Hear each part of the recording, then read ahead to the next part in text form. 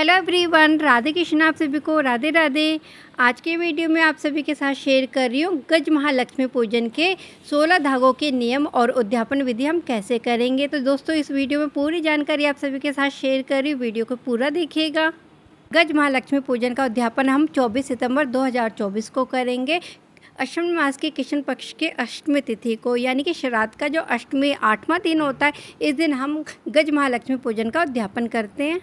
इस पूजा में माता लक्ष्मी की गज के साथ पूजा की जाती है। तो पूजा करने के लिए सबसे पहले हम माता लक्ष्मी का स्थान बनाते हैं। तो यहाँ पे देखिए, मैंने गेरू से रंगा है। तो गेरू पूजा के लिए मिलता है, लाल रंग की मिट्टी होती है, जिससे पे मैंने इसको अच्छे से रंग के इस पर रंगोली बना सकते हैं, नहीं तो इस तरीके से यहाँ श्री लिख सकते हैं। माता लक्ष्मी जी का प्रतीक होता है। तो यहाँ पे हल्दी से हम यहाँ पे रंगोली बना लेंगे। तो जितना अच्छा डिजाइन आप बना सकते हैं, आप उस तरीके से यहाँ पे रंगोली ज़रूर बनाइएगा माता लक्ष्मी पूजन के लिए। यहाँ पे लाल रंग की चौकी लगाई है और यहाँ पे पूजा में लाल रंग की चीज़ों का ही प्रयोग किया जाता है। लाल रंग का आसन लगाया है, खुद भी स्वयं लाल रंग के वस्त्र पहनेगा। तो सबसे पहले हमने आसन लगाया, आसन पे हमने अक्षत रखे, अक्षत रख के हमने यहाँ पे माता लक्ष्मी की तस्वीर रखी है, जिस पे माता गज के साथ बनी हुई है। तो 2 गज हैं, साथ में वर्षा करते हो। यहाँ पे गणेश जी का स्थान देंगे, गौरी माँ का स्थान देंगे, साथ में हम गज को रखेंगे। तो गज को हम एक थाली में करके रखेंगे, ताकि हमारे गज की जब हम इसका अभिषेक करेंगे दुर्वा से, तो यहाँ पे ये गिरे ना। तो इस तरीके से यहाँ पे मैंने गज को भी स्थापित कर लिया। यहाँ मिट्टी का गज हो सकता है, सोने या चांदी का, जैसे भी आपका समर्थ हो, इस तरीके का आप यहाँ पे गज ले सकते हैं। मिट्टी का आपको मिल जाए तो अति उत्तम होता है, नहीं तो आप अपने घर में लड्डू गोपाल जी के जो खिलौने होते हैं, उनके हाथी होते हैं, उनकी भी आप पूजा कर सकते हैं। कलश स्थापना के लिए मैंने अक्षत की ढेरी बनाई है, साबुत अक्षत की ढेरी बनाई है। आप अष्टदल कमल बना सकते हैं। पीतल का कलश लीजिएगा। तो पीतल के कलश में मैंने शुद्ध जल डाला है, साथ में यहाँ पे हम गंगा जल मिलाएंगे। फिर इस कलश के अंदर हम डालेंगे शुभ चीज़ें। तो यहाँ पे पीली कौड़ी डालेंगे, साथ में यहाँ पे हम सुपारी एक डालेंगे, हल्दी की गांठ डालेंगे, गोमती चक्र को डालेंगे। तो ये सारी माता रानी की प्रतीक होती है, इसलिए ये सारी चीज़ें डाली जाती है कलश में। यहाँ फूल दूर्वा भी डाला है हमने, अक्षत डाला है। तो इस तरीके से हमने यहाँ पे कलश को स्थापित किया है। साथ में इसमें स्वास्तिक बना लेंगे, और स्वास्तिक बना के आम के पल्लों को हम यहाँ पे रोली और कुमकुम से टीका करके फिर हम आम के पल्ले भी इसमें रख देंगे। कलश कोई सा भी ले सकते हैं, पीतल का, तांबे का, मिट्टी का। मिट्टी का अति उत्तम होता है, माता रानी का प्रतीक होता है। पीतल भी माता रानी का हल्दी पीला रंग भी प्रतीक होता है। तो इसलिए यहाँ पे आप कोई सा भी कलश ले सकते हैं। यहाँ पे मैंने पीतल का कलश लिया है। साथ में हम इसमें अब पल्ले आम के डाल देंगे। तो ये हमारा कलश तैयार है। साथ में हम यहाँ पे अब नारियल रखेंगे, जटा वाला। तो जटा वाले नारियल का मुख जो होता है, हम अपनी तरफ रखेंगे, क्योंकि पूजा करते समय इसकी जो आंखें दिशा होती है हमारी तरफ होनी चाहिए।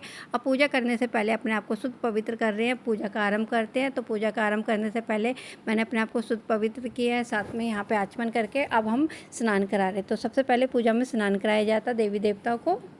उसके बाद रोलियों और अक्षत से हम टीका करेंगे। तो सबसे पहले हम गणेश जी की पूजा करते हैं। तो सर्वप्रथम हम गणेश जी को टीका करेंगे, रोली अक्षत लगाएंगे उनको। उसके बाद हम यहाँ पे गज की भी पूजा करेंगे विधि पूर्वक। यहाँ लक्ष्मी माता को भी टीका लगाया हमने रोली का, और साथ में उनके साथ जो गज बने हुए हैं उनको भी हमने रोली टीका किया है। यहाँ पे मैंने गाय का देसी घी का पीतल का दीपक लिया है, मिट्टी का दीपक भी ले सकते हैं। तो यहाँ पे हम दीपक को प्रज्वलित करेंगे, धूप दीप लगाएंगे, दीप की पूजा करते हैं। तो सर्वप्रथम हम दीप की पूजा करके फिर हम सभी देवी देवता की विधि पूर्वक पूजा करेंगे। और यहाँ पे लक्ष्मी मंत्र का, लक्ष्मी सूक्तम का पाठ पढ़ सकते हैं। तो यहाँ पे देखिए, दीपक की पूजा करिए, दीपक पर रोली अक्षत कलावा वस्त्र रूपी पहना के हम यहाँ पे दक्षिणा रखेंगे। तो ये हमारी दीप की पूजा होगी है। तो दीप की पूजा ज़रूर की जाती है किसी भी पूजा को शुरू करने से पहले। और यहाँ पे फिर हम गणेश जी की पूजा करेंगे, रोली अक्षत सिंदूर और कलावा लगा के ही गणेश जी की हम पूजा करते हैं। यहाँ पे हमने गणेश जी की, गज की, माता लक्ष्मी को लाल फूल अर्पण करेंगे। तो लाल फूल हमने माता रानी को रोली सिंदूर और कलावा रख के हमने वस्त्र रूपी इनको अर्पण किया है। लाल फूल गुलाब का, लक्ष्मी माँ को हम लाल गुलाब का फूल या कमल का फूल अर्पण करेंगे। और यहाँ पे अब हमने इनको माला का हार पहनाया है। और साथ में अब गणेश जी की पूजा करें। तो गणेश जी की पूजा में हमने 16 दूर्वा ली है, जो गणेश जी को अर्पण करेंगे। इसमें हम साथ में दूर्वा गज को भी अर्पण करते। तो ये 16 हमने गज को भी अर्पण करी। तो 16 धागे और साथ में 16 दूर्वा हमें अर्पण करनी चाहिए। पहले मैं यहाँ पर गणेश जी को जनेऊ पहना देती हूँ। तो पीले रंग का मैंने जनेऊ गणेश जी के, भगवान जी के लिए लिया है। यहाँ पे हम इत्र अर्पण करते हैं माता रानी को। तो इत्र जो अर्पण करेंगे वो हम करेंगे गुलाब का। तो हल्की महक वाला हम माता रानी को ज़रूर अर्पण करते हैं गुलाब का इत्र। इसके बाद मैं कलश की भी पूजा वैसे ही करूँगी जैसे अभी मैंने गणेश जी की है। तो फूल अर्पण किया, रोली अक्षत सिंदूर लगा के साथ में जनेऊ पहनाया। अब हम यहाँ पे करेंगे विशेष पूजा। तो यहाँ पे श्री यंत्र का स्थापित कर रही हूँ और चौकी बिछाई है, लाल कपड़ा बिछाया है, यहाँ पे चांदी की कटोरी है और स्फटिक के मेरे पास श्री यंत्र है।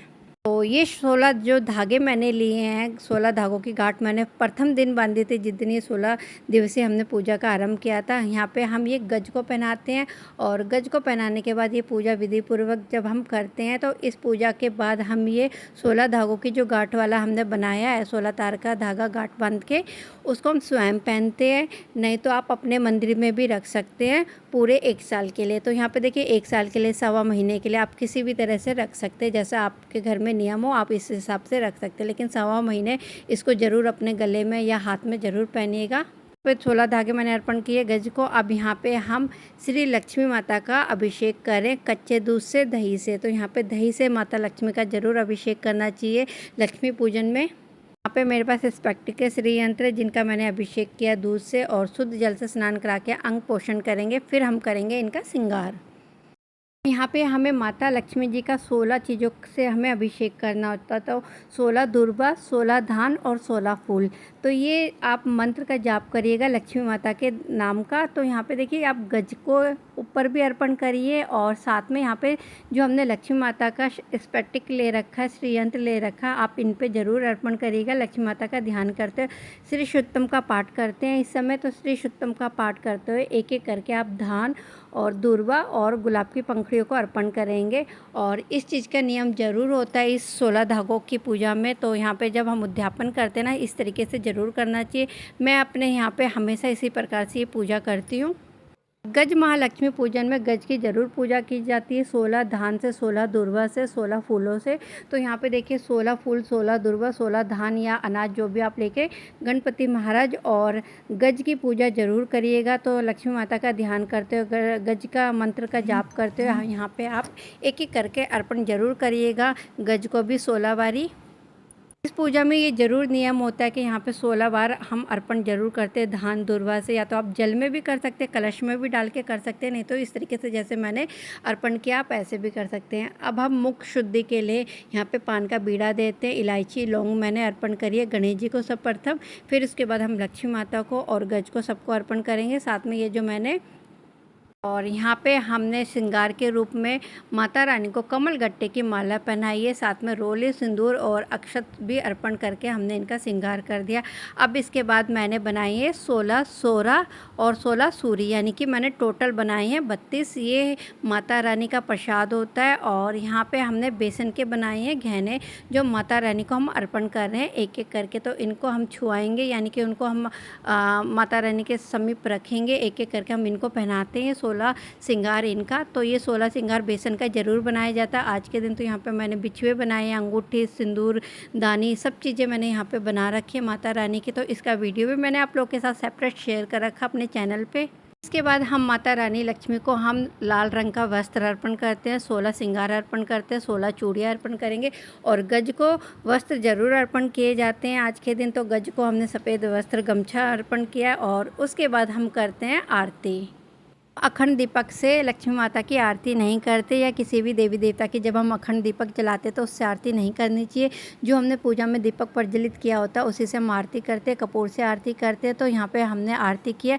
इस आरती में यानी कि माता लक्ष्मी की आरती में हमें घंटी नहीं बजानी चाहिए, ताली नहीं बजानी चाहिए। यहाँ पे हमें बड़ी शांति के साथ ये पूजा विधि करनी चाहिए। साथ में यहाँ पे देखिए मैंने लक्ष्मी माता की आरती करने के बाद यहाँ पे लक्ष्मी माता को अब हम 16 कमल के फूल अर्पण करेंगे मन में भावना लेके। तो मानसिक रूप से मैंने यहाँ पे 16 बारी कमल के फूल अर्पण करे अपने दोनों हाथों को फैलाते हुए।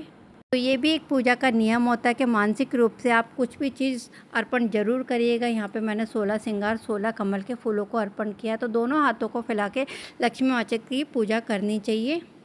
पूजा के आखिरी में मैंने मिट्टी के पात्र में कमल गट्टे 16 लिए हैं, साथ में मैंने पीली कौड़ी और गोमती चक्र और हल्दी की गांठ को माता रानी को अर्पण किया है। और ये मैं अपनी पूजा में पूरे साल रखूँगी। तो इस तरीके से ये मेरी पूजा संपन्न हुई है। उद्यापन वाले दिन हम कुछ भी नमकीन नहीं खाते, मीठा खाना होता तो व्रत वाले दिन हम कुछ भी नहीं खाएंगे, सिर्फ मीठा खाते तो मिठाई का ही आप प्रसाद ग्रहण करिएगा। और अगले दिन अपने व्रत का जब पारण करेंगे ना, तो जो हमने ये प्रसाद माता रानी को अर्पण किया उसी से अपने व्रत को खोलेंगे। तो सुबह भोर के समय अपना पारण का समय देख के और इस व्रत को खोलिएगा। और जितने भी फूल और फल हमने अर्पण करे हैं, फलों को हम खा लेंगे और फूलों को हम पेड़ों के नीचे डाल देंगे ताकि वो खाद के रूप में बन जाए। माता रानी को जो हमने कमल गट्टे 16 अर्पण किए उन्हें हम अपनी तिजोरी में रख लेंगे। साथ में दुर्वा को भी हम अपनी तिजोरी में रखेंगे जहां हम पैसे रखते हैं। तो दोस्तों यहाँ पे माता लक्ष्मी की कृपा पाने के लिए इन नियमों को ज़रूर किया जाता है 16 दिवसीय गजलक्ष्मी माता की पूजन में। और ये जो हमने धागे बनाए 16 गांठों के धागे, वो आप स्वयं पहनिएगा, नहीं तो आप 1.25 महीने के लिए आप अपने मंदिर में भी रख सकते हैं, नहीं तो आप 1.25 महीने के लिए आप खुद भी इसको पहन सकते हैं। उम्मीद करती हूँ दोस्तों कि मैं आप सभी के साथ बहुत सरल तरीके से नियम पूजा पाठ के बताती हूँ। अगर आपको मेरे द्वारा की गई ये पूजा पाठ के वीडियो पसंद आते हैं तो इन वीडियो को लाइक करना मत भूलना। चैनल को भी दोस्तों सपोर्ट करते रहिएगा, तो सपोर्ट करने के लिए चैनल को सब्सक्राइब ज़रूर करिएगा। मैं मिलती हूँ आपसे एक और नए वीडियो में, तब तक के लिए bye, take care, Radhe Krishna.